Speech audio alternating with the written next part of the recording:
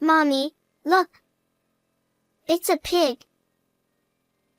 My daughter pointed at my sister, the bride, and exclaimed, "Sweetie, please stop."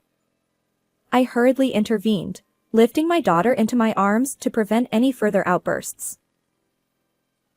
The relatives and acquaintances gathered at the wedding venue chuckled at the innocent mischief, seemingly unfazed. "Please don't say that." But, Although my relationship with my sister had always been strained, I wanted her to start her new life on a positive note after this special day. But my conscience shattered into pieces when my daughter innocently uttered those words. Let's rewind a bit. I'm Brenda, a 33-year-old stay-at-home mom. We live in a family-friendly apartment with my husband, Robert, and our daughter, Mia. Robert and I got married 8 years ago, and 3 years later, I became pregnant and gave birth. Robert dotes on our daughter. While some fathers might focus solely on work, Robert was different. He took paternity leave, which was rare at the time, and was fully involved in caring for our daughter. From diaper changes to preparing milk and baby food and even soothing nighttime crying. He handled it all flawlessly. Even now, as our daughter has grown, he continues to be an excellent caregiver, capable of looking after her even when I'm not around. Every time I see Robert bonding with our daughter, I'm reminded of how lucky I am to have married him. One day, Robert returned home from work with a beaming smile. When I asked, "Did something good happen?" he replied, Actually, I'm getting promoted soon. And I'll finally get to participate in a project I've wanted to be part of for a while. "Wow, that's amazing. You've been working so hard lately. Congratulations." I congratulated Robert, and our daughter chimed in, Daddy, you're awesome. clapping her little hands with a smile. Robert gently patted her head and said, I can give my best because of you too. Thank you always. It was a picture-perfect marriage. However, there was one concern in our seemingly idyllic life: Robert's personality. He was kind-hearted, not just to family but to everyone. While it's undoubtedly a good trait, it sometimes borders on being a people-pleaser. On top of that, he could be easily influenced. Shortly after we got married, his accommodating nature led to a minor incident. Robert's college female friend unexpectedly showed up at our home. It turned out that Robert had been advising her, which caused the situation. Robert had said things like, "I'm here to listen anytime," or "lean on me when things get tough." True to his words, she came all the way to my house. At that moment, I was also at home, so I asked her to leave right away. But if I hadn't been there, Robert probably would have let her in. Maybe she would have pushed for a closer relationship. After the female friend left, I had given Robert a gentle warning, but he didn't seem to grasp what was wrong. That's why I worry sometimes that the same situation might happen again. It's precisely because I care about Robert. One day, after driving my daughter to kindergarten, I was cleaning the living room. My phone, which was on the dining table, started vibrating. I turned off the vacuum cleaner and checked. There was an email. The sender was my sister, who is 2 years older than me. What? No way. I couldn't help but exclaim. After all, my sister and I hadn't communicated for several years. To receive an email from her out of the blue felt like an emergency situation. I quickly opened the email. To my surprise, it was an apology letter. My sister, who is beautiful but has always been mean since childhood, treated me poorly. She would assign me homework or household chores, take away games I bought with my allowance, and even once stole my first boyfriend in high school. That's why I've kept minimal contact with her. The last time we interacted was when I invited her to my wedding. Now, out of the blue, she writes, "Sincere apologies for everything. I'd like to apologize in person." I wondered what game she was playing. Honestly, part of me thought, why bother now? On the other hand, we're both adults, and while we may not become close, perhaps we can have a civil relationship. After much contemplation, I finally decided to reply, writing and rewriting the message several times. In the end, I agreed to meet her at my place this coming Sunday. On that day, when I saw my sister after several years, she was still as beautiful as ever. Not trying to look younger, but with a beauty befitting her age. Brenda, it's been a while. Thanks for inviting me today. Here's a little gift. She smiled and handed me a cake box. I ushered her into the living room and guided her to the sofa. Then, I went to make coffee and returned to her side. Thank you. Where's Mia and Robert? She glanced around nervously. They're at the park right now, playing. They should be back soon. As I replied, she took a sip of her coffee. Suddenly, she turned to me, looking tense, and began apologizing. I'm truly sorry for being mean all these years. I've reflected a lot. It might seem late, but I realized if I don't apologize now, I'll regret it for the rest of my life.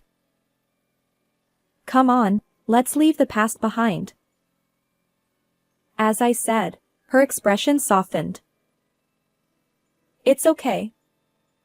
Water under the bridge. Let's keep in touch from now on. My words seemed to put her at ease. And there, my daughter and Robert returned from the park. I'm back. Oh, it's been a while since the wedding, hasn't it? Please make yourself at home.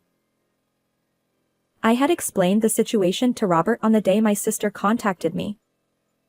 As for my daughter, I had simply told her that her aunt was coming over to play. Hello. Hey, let's play house together. I'll be a mom. Despite meeting for the first time, my daughter seemed to take a liking to my sister and invited her to play. My sister readily agreed. Sure, let's play. I had worried about shyness, but it turned out there was no issue at all. Later, the four of us enjoyed a pleasant time while eating the cake my sister had brought. I couldn't help but think that we should have reconciled sooner. Time had somehow slipped past, and it was already past 3 p.m. I'm getting sleepy. She had been playing energetically until just now, so it was only natural. Let's take a nap then. Brenda, I'll put her to sleep. Robert said this, but our daughter shook her head. Today, I want mommy to pat my head, not daddy. It's unusual, but sure. Mommy will give you some head pats. Usually, Robert handled bedtime, but occasionally, she sought comfort from me like this. Perhaps she was in that mood today. Leaving Robert and my sister in the living room, I led my daughter to the bedroom. Within minutes, she was already peacefully asleep, her breathing steady. I watched her sleeping face for a few more minutes. After making sure not to wake my daughter, I quietly left the bedroom and returned to the living room. Robert and my sister were chatting while watching a rerun of a variety show. Oh, you're back. Well, Mia seems to be asleep, so I'll head home. Really? Since you're here, why not stay for dinner? Actually, I have something to do later. But let's plan another get-together sometime. With that, my sister left gracefully. It felt good to know we were building a positive relationship. About a week after my sister visited, I received a call from a local friend. We regularly kept in touch, but this time, she invited me on a trip. It was in celebration of my upcoming birthday. Of course, I wanted to go. While we'd taken family trips since Mia was born, I hadn't gone on a trip with friends. Even though Robert assured me he could handle Mia for a whole day, I hesitated to burden him, and honestly, I felt anxious about being away from my daughter. After much deliberation, I decided to put off my response temporarily. Then, I mustered the courage to consult Robert. Ha? A trip? That's great. Go ahead. I'll take care of Mia. But really? The destination is quite far. It's a 2-night, 3-day trip. Can you really take time off work? I expressed my concern, and Robert shook his head. No worries. I can take time off. Besides, I've been pestered by my boss to use my paid leave. So go ahead. Relieved by his words, I embarked on a 2-night, 3-day trip with my friends a month later. The trip was delightful. It felt like I was reliving my single days, enjoying food, sightseeing, and everything. When I returned, Robert and Mia warmly welcomed me. While I was away, they dined out and explored shopping malls, seemingly having a great time. I was relieved that everything went smoothly. As I organized my suitcase from the trip, my sister called. Although we hadn't met in person since her visit to my home, we occasionally exchanged emails. Hello, what's up? Sorry to call at this hour. I have something exciting to share. Her voice sounded jubilant. It seemed like good news. Actually, I'm getting married to the person I've been dating. We're having the wedding in 3 months, and I'd love for Brenda, Robert, and Mia to be there. Wow. Congratulations. We'll definitely be there. I remember her mentioning a serious relationship during our last meeting. Thank you. I'll let you know the exact dates later. Bye. With that, she hung up. Clearly, she was overjoyed about the proposal. I immediately told Robert and Mia about my sister's upcoming wedding. Both of them were genuinely thrilled, treating it as their own celebration. While I didn't think my young daughter fully understood, her happy expression said it all. Over the next few weeks, Robert's work suddenly became hectic. He had rarely worked overtime before, but now he was doing extra hours and even working on weekends. He explained that he'd been promoted and was joining a new project, so it was unavoidable. Despite this, Robert still made sure I had time to myself. It was a kind gesture, but I worried about the burden on him, juggling work and taking care of Mia. When I expressed my concerns, Robert smiled gently and said, Being with Mia rejuvenates me. Plus, I can focus on work because you're holding down the fort. Sometimes, I want you to take a break. Was there a better husband and father out there? I truly felt fortunate to have Robert by my side. At that moment, I believed it wholeheartedly. One day, my daughter wore an unusual frown. Concerned, I asked her what was wrong, and she said, I want to play with Daddy. He never plays with me. It's true that the frequency of their playtime had decreased, but even when I was away, they should have spent time together. Understanding the situation might be challenging for my 5-year-old daughter. Well, you see, Daddy works hard for Mommy and Mia. So even if he can't play a lot, you shouldn't be selfish. Remember how you both play pretend together when I'm not around? As I explained this, my daughter made a strange face.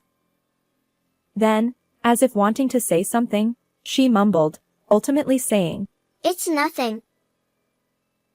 She pulled a nearby towel over her head and fell asleep.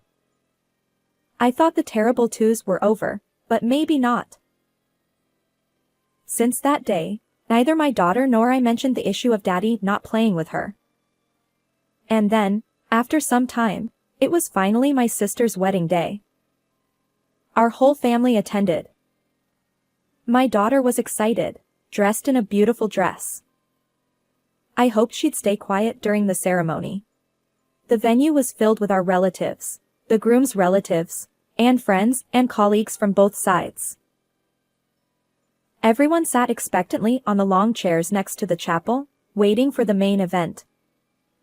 The groom finally appeared, a handsome man working for a renowned company. Then, at last, my sister, the bride, entered. Escorted by our teary-eyed father, she took that decisive step forward. Ah, a pig. As soon as my daughter saw my sister's face, she pointed and burst into laughter. Yesterday, when Mommy was out, she came over. Daddy played piggy with her the whole time and didn't play with me. It's been like this lately.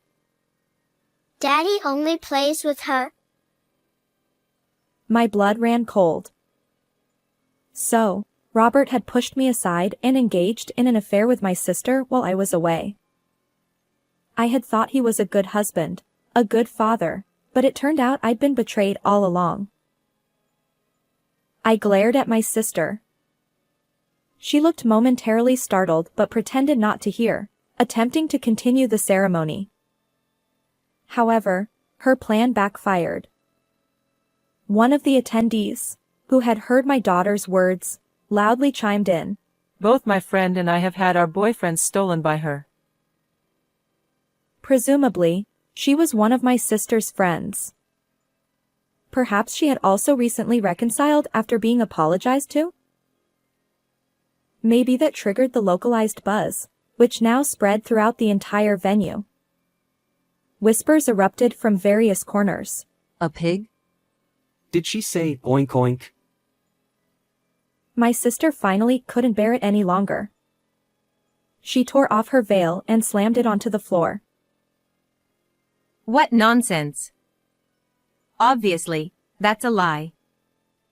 Who would have an affair with such an ugly, unremarkable man, especially my sisters? Her words irked me, and I couldn't help but retort. A leopard cannot change its spots. You've always been mean to me, and your apology was just a ploy to steal Robert. Well, I won't be fooled anymore. I'll investigate thoroughly and take appropriate action. My sister shouted back. How dare you? Then, from somewhere in the crowd, a disdainful voice murmured. A pig shouldn't have a wedding. Everyone except the bride and groom's relatives burst into laughter. The venue staff tried to regain control, but it was too late. My sister finally lost it. She tossed her disheveled hair, lifted the hem of her long wedding dress, and ran away, shouting, Remember this. And just like that, she fled. A few days later, as promised, I gathered evidence of the affair and successfully divorced Robert. Naturally, I demanded compensation from both Robert and my sister. Robert paid a lump sum for child support as well. My sister, due to the cancelled wedding, faced additional compensation claims. despite having a decent career, she lost her job due to the scandal. Now, she barely scrapes by with temporary work, her once prized beauty fading. I can't find any sympathy for her. Meanwhile, news of Robert's affair leaked somehow, becoming a topic at his workplace. Whispers and direct comments like, "Aren't you with the pig today?" followed him. His expected promotion was revoked, and he was removed from the project he'd been involved in. Reduced to menial tasks, he's now being encouraged to resign voluntarily. Afterward, my daughter and I returned to my family home. My parents were furious with my sister, and on the day the wedding was cancelled, they officially cut ties with her. In a way, our family home became the safest place for us. I regret that my daughter lost her father due to my sister's actions, but being raised by such a betrayer would likely have negative consequences in the long run. Now that my daughter doesn't have her father around, I need to step up and do my best. I'm determined not to inconvenience my daughter. With the unwavering support of my parents, I found a new job and started over in a new environment. How did you find this story? If you enjoyed it, consider subscribing to our channel. Until next time.